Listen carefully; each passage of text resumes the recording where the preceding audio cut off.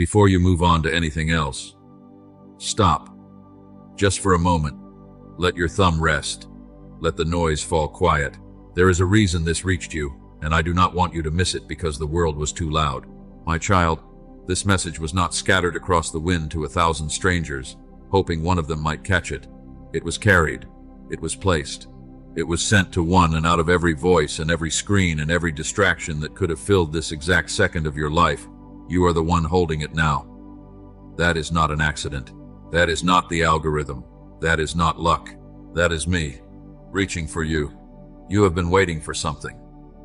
You may not even have the words for it anymore. A breakthrough, an answer, a door, a miracle you stopped naming out loud because naming it started to hurt.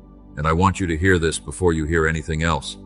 I did not send this message to explain why it has taken so long. I sent it because something is coming, and your heart needs to be ready to receive it. Do not scroll away from this. Not today. Sit with me for a little while. Let me speak to the part of you that is too tired to ask for anything anymore. Because before your miracle arrives, there is something I have to tell you first, and everything depends on whether you stay long enough to hear it. So stay, beloved. Stay. I know you have waited. You do not need to explain your tiredness to me. You do not need to dress it up or make it sound smaller than it is. I was there. I stood beside you in all of it, even in the moments you were certain you stood alone. I was there in the nights that would not end, when the house had gone silent and everyone else had finally slipped into sleep, and you lay there in the dark with your eyes wide open, staring at a ceiling you could not see, carrying a weight you could not put into words. I heard the sigh you let out when you thought no one could hear it. I counted the times you turned over, hoping the next position would let your mind finally rest. It did not. And I was there.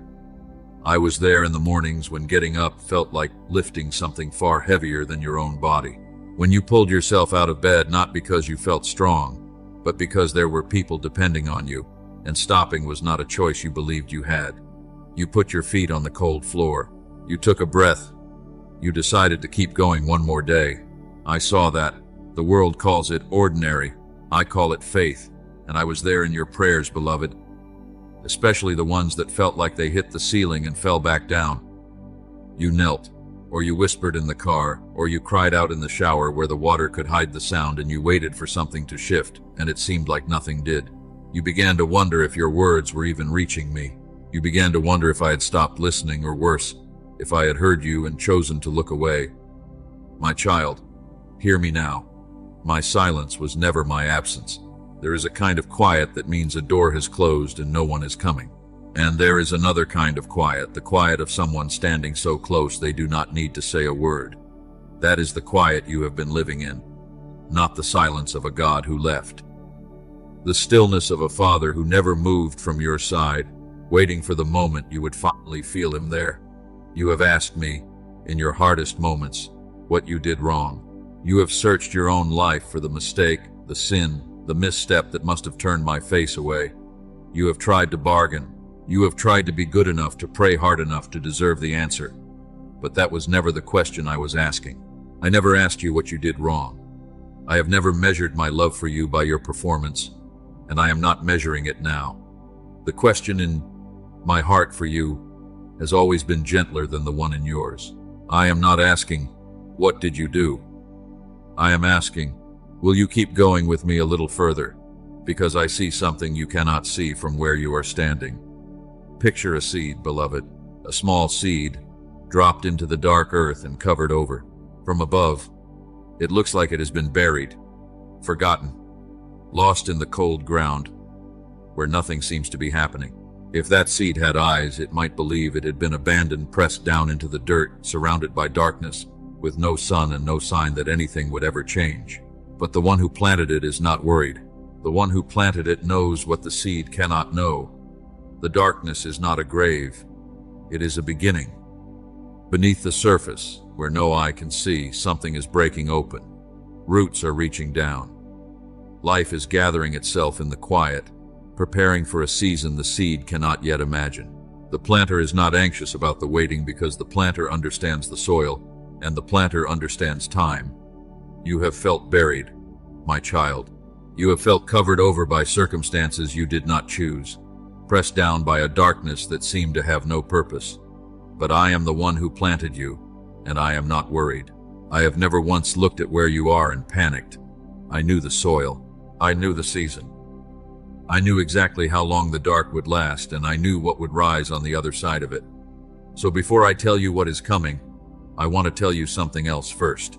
I want to tell you what I have been doing in all the days when it looked to you like nothing was happening at all, because you were never as alone as you felt, and I was never as still as I seemed. You thought I was silent, but I never stopped moving things around you. Let me show you something, beloved. Let me lift the veil for just a moment and let you see your story the way I have seen it all along, from above, from the place where the whole picture is visible, instead of from the narrow window where you have been straining your eyes. Do you remember the doors that closed? The opportunities that slipped away at the last moment? The relationships that ended when you were sure they were meant to last? The plans that fell apart for reasons you could never fully understand? You stood in front of those closed doors and you wept. You pounded on some of them. You asked me why, when you had prayed so hard the answer was no. My child, listen. Not every closed door was a rejection. Some of them were. My hand, holding you back from a room that would have wounded you. You saw a door that refused to open, and you called it a denial. But I saw what was waiting on the other side, and I knew that if you walked through it in that season, in that condition, with that heart, it would not have blessed you. It would have broken you. I did not close those doors because you were unworthy. I closed them because I loved you too much to let you receive something good before you were ready to carry it. There is a kind of blessing that, given too soon, becomes a burden. There is a kind of answer that, arriving before the heart is prepared, does more harm than the waiting ever could. Delay was never denial, beloved. Sometimes delay was the most loving protection I could give you. You measured your life by what you could see, by what arrived and what did not, by who else seemed to be getting their miracle while you were still standing in line. And in that measuring, you began to believe that I had skipped over you, that somehow the blessings ran out before they reached your name, that the others were chosen and you were the one left behind. You were never left behind. While you were watching the surface, I was working underneath it. While you saw nothing, I was moving everything. I was rearranging circumstances you did not even know existed. I was closing roads that led to harm and clearing roads you could not yet see. I was working on the hearts of people who have not yet entered your life. I was preparing provisions in places you have never been. The stillness you felt on your side was not stillness on mine. It was the quiet of a workshop where the most careful work is being done. But I want you to understand the deepest part of what I was doing, because it was not only your circumstances I was preparing. It was you. Picture the iron in the fire, beloved. A piece of metal, hard and cold, laid into the flames by the hand of the one who will shape it. From the iron's view, if it could feel, the fire would seem like punishment. The heat, the pressure, the hammer that strikes again and again. It would cry out and ask what it had done to deserve such pain. It would beg to be taken out, to be left alone, to be returned to the safe and the cold and the unchanged. But the one holding the hammer is not cruel. The one holding the hammer is not trying to destroy the iron. He is making it into something that cannot be broken. The fire is not the end of the metal. The fire is the only way the metal becomes what it was always meant to be. Without the heat, it stays brittle. Without the pressure, it stays useless. The very thing that feels like ruin is the thing that is making it strong enough to hold an edge, strong enough to carry weight, strong enough to last. You have been in the fire, my child. I know. I have not been blind to it, and I have not enjoyed your pain. Never think that I delighted in your tears, but I have not wasted a single moment of it. Every hard season has been softening what was hard in you and strengthening what was fragile in you. I have been making your heart wide enough to hold what I want to give you, deep enough, soft enough, steady enough to receive the very thing you have prayed for, without being crushed beneath the weight of it. A small cup cannot hold an ocean. So before I pour, I have been enlarging the cup. That is what these years have been. Not abandonment, not punishment, preparation. And now we are coming to the part you most need to hear, because there is something I have to say to you before the miracle ever touches your hands. Something that matters more than the miracle itself. So lean in, beloved. This next part is the reason I called you here. It is not that your miracle has not come. It is that there is something I am asking you to release before it does. Hear me carefully, my child, because I am not saying this to scold you. I am saying it because I love you, and because I have watched something in you that breaks my heart, not because it makes you bad, but because it is standing between you and the very thing you have begged me for. The reason this message came before your miracle, and not after, is that there is something in your hands that needs to be set down. You cannot receive with closed fists. You cannot be filled while you are still gripping the empty thing you were holding for protection. And there are 3 things, beloved, that I am asking you to lay down. The first is the fear of being hurt again. I know where it came from. I know the disappointments that taught you to brace yourself. You hoped before, and the hope cost you. You believed before, and the belief left a wound. So somewhere along the way, your heart made a quiet decision. It is safer not to hope too much. It is safer to expect the worst, so that the worst cannot ambush you. You called it being realistic. You called it protecting yourself, but it became a wall, and the same wall that keeps out the pain also keeps out the promise. The second is your grip on the outcome. You have decided, somewhere deep inside, exactly what your miracle must look like, the precise shape of it, the exact way it must arrive, the timing it must follow, the form it must take to count as an answer. And every time it does not match the picture in your mind, you grieve as though I have failed you, when in truth I may be answering in a way far greater than the one you imagined. My child, you are trying to be the author of a story you were meant to trust me to write. The grip you call control is not strength, it is exhaustion in disguise. And the third is the wound from every season you waited before. You are carrying the memory of all the times you got your hopes up and nothing came. You are dragging the disappointment of past prayers into this present moment, and that old grief is whispering to you that this time will be no different. So even now, even as I am telling you something is coming, a part of you is already preparing to be let down again, because that is what you have learned to do to survive. Holding on to these 3 things is not wisdom, beloved. It feels like wisdom. It feels like the lessons of a hard life. But it is an invisible barrier, and you have built it brick by brick out of your own scars. I am not asking you to understand everything. I am not asking you to explain how this season will resolve, or to figure out the path before you take the first step. I am only asking you to stop barring the door from the inside. Let me show you what I mean. Picture a room I have prepared for you. The lights are on. The table is set. Every good thing you have asked for is already there, arranged with care, waiting for you to enter and sit down. It is finished. It is ready. Nothing on my side is lacking. But the door is closed. And it is not closed because I have refused to open it.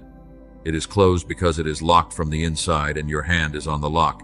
You have been standing at that door, fingers wrapped around the bolt, asking me why I will not let you in. And all this time I have been on the other side, with everything ready, waiting for you to do the one thing only you can do. Let go of the lock, beloved. You do not have to force the door.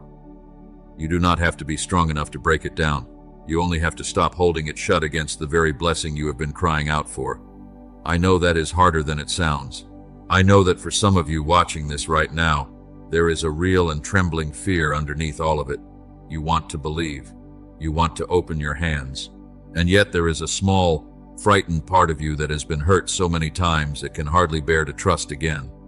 If that is you, if you are ready and afraid at the same time, I want you to do something.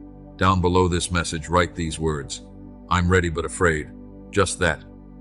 Not because the words are magic, but because something happens in the heart when honesty is spoken out loud. I hear you, beloved. I am not waiting for you to be fearless. I am only asking you to be willing to step forward with the fear still in your chest, trusting that I will meet you in it. Because perfect courage was never the requirement. A willing heart was always enough. And now, my child, I am going to tell you exactly what season you are walking into. Because something has shifted, and you need to know what it is. You are still looking toward the horizon. You are still scanning the distance, waiting for the day your answer will appear far off and slowly draw near. Your eyes are fixed on tomorrow, on next month, on some future moment when the change will finally come. But what you have been praying for is standing right behind you. Hear me, beloved, and hear me clearly. The season of waiting is closed, not gradually, not by degrees, not as a slow change you would have to squint to notice. I am telling you by divine authority that the long winter you have endured is over, and you have not yet turned around to see that spring has already broken open behind you.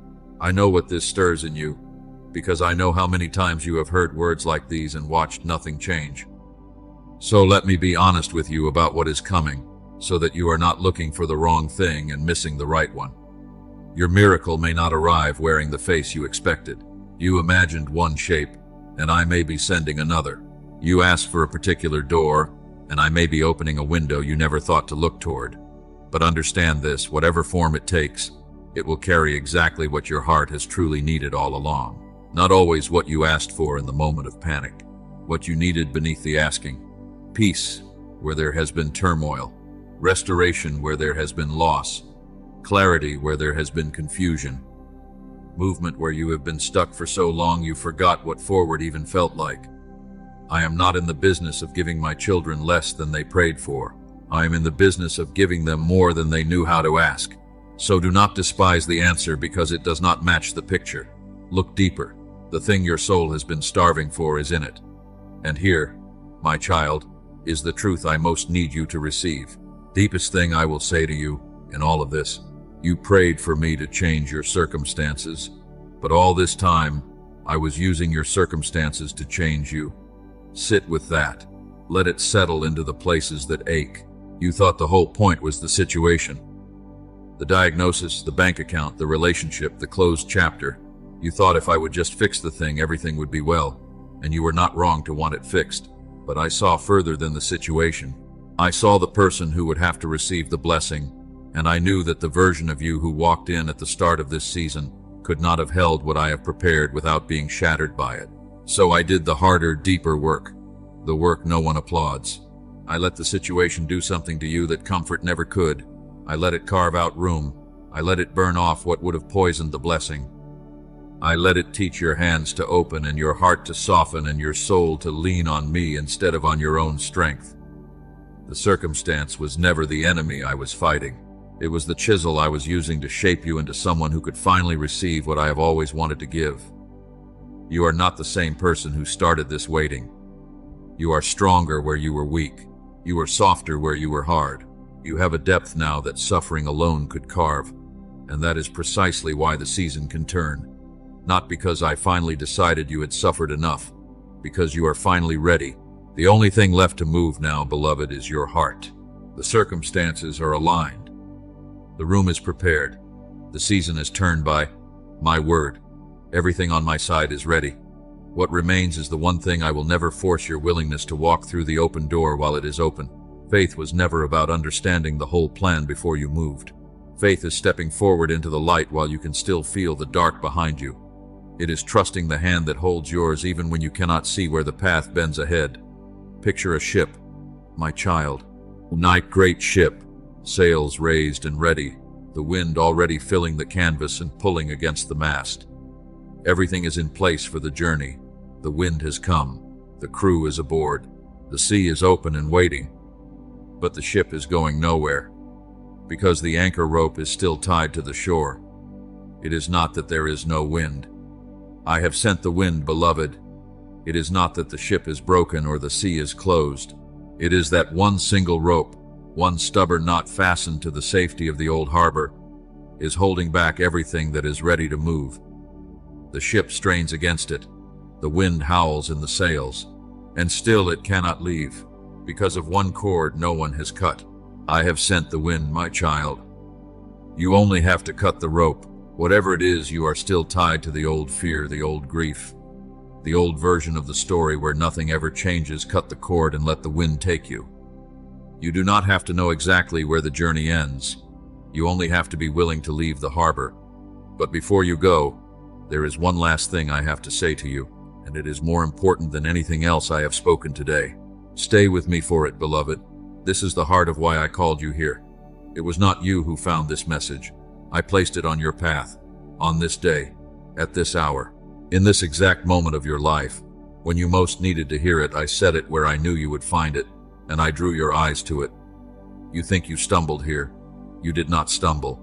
You were led. And I want to tell you finally the real reason I sent this. It was not to push you. It was not to warn you of some deadline you might miss. It was not even, in the deepest sense, about the miracle at all. It was because I love you. I sent this message ahead of your miracle because I did not want you to walk into the best season of your life still bleeding from the last one. I did not want you to receive the answer to your prayers with hands too exhausted to hold it and a heart too wounded to feel it. I wanted you healed before the blessing came, not still healing as it arrived, not patching yourself together as you tried to receive it, but whole enough to truly enjoy what I have prepared. So let me move you, beloved, right now. Let me take you out of the place you have been standing for so long, the place of the one who waits, the one who hopes against hope, the one who keeps her vigil at the window, and let me put you where you have always belonged. You are not first a waiter. You are first the beloved. You were never on the outside looking in. You were never the one I forgot when I was handing out the good gifts. You were never too late, never overlooked, never the exception to my promises. The lie that you were left behind, I am pulling it off of you right now. Hear me. You are not behind. You are not too late. You are not excluded from the goodness you watched others receive. You are mine, and what is mine I do not forget. And now, my child, let me speak to the wounds you have never told anyone about. I know the loneliness, the kind that can sit in a crowded room, the kind that smiles and answers "I'm fine" and goes home to a silence so heavy it has a weight. I have seen you in that loneliness, and I want you to know you were never as alone in it as you believed. I was there in the empty room. I was there in the quiet after everyone left. I know the feeling of being invisible, the ache of doing the work no one notices, carrying the load no one thanks you for, being the strong one for everyone while no one asks who holds you up. You have wondered if anyone really sees you, the real you, underneath the role you play. I see you, beloved. I have always seen you. Not the version you perform, the true one, and I have never once looked away. And the tears, my child, the tears no one knows about, the ones you cried where no one could hear, in the dark, with your face in your hands or pressed into a pillow so the sound would not carry. You thought those tears fell into nothing. You thought they were wasted, private grief that meant nothing to anyone. They were never wasted. I saw every one of them. I caught every single tear before it touched the ground. Not one of them fell into emptiness. Not one of them was meaningless to me. I gathered them, I remembered them, and I am telling you now that the grief you thought was pointless is being woven into a story that will one day comfort someone else. Nothing about your pain was wasted. Nothing. So here is what I want you to carry away from this moment, beloved. Write it on your heart. The miracle does not come looking for the perfect person. It comes looking for the one who decided to trust one more time, even with trembling hands. You do not have to have it all together. You do not have to feel strong. You do not have to be free of every fear. You only have to be the one who chose, in spite of everything, to believe one more time. And if you are still here, if you have stayed with me through every word of this, then you are already that one. You already chose. You are already ready. So let me bring you, gently, to the end of what I came to say. I will not close this with pressure, my child. I have never been the voice that drives you forward with fear, and I will not start now. I close instead with a promise, and I want you to hold it close in the days ahead. I will not leave you in this first step. When you cut the rope, I will be the wind. When you open your hands, I will be the one who fills them. When you walk through the door, I will already be inside the room, waiting to welcome you home. You will not take this next step alone, because you have never taken a single step alone, not the hard ones, not the dark ones, not the ones you took when you were certain no one was beside you. This is why the message came before the miracle, beloved. Not to rush you, not to test you, but so that you could step into the new season with a heart already at peace, not a heart still healing in the middle of the blessing, but a heart made whole before the door ever opens. The waiting is becoming preparation. The silence was always presence. The delay was protection. And the love that carried you through all of it is the same love that will carry you into everything that comes next. So do not treat this as the end of the message. This is the beginning of a new chapter of your life. Take a breath, my child. The kind you take after you finally set down something you have carried far too long. Let your shoulders drop. Let the tightness in your chest ease.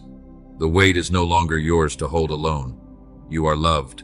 You are seen. You are not forgotten. And your story is far from over. Now, beloved, before you go, let your heart answer me. If this message found you at the right moment, if you felt it was meant for you, then write 3 simple words below where you can see them. I receive this. Say it like a yes. Say it like the door unlocking. Let it be the first step you take into everything I have prepared. And stay close to me in the days ahead. There are more words coming for you, more messages, more comfort, more of the nearness you have been longing for. Do not wander far. Keep this voice within reach, so that when I have something to say to you, you will be where you can hear it. And if, while you were listening, someone came to your mind, someone carrying the same tiredness, the same quiet tears, the same long wait, then send this to them.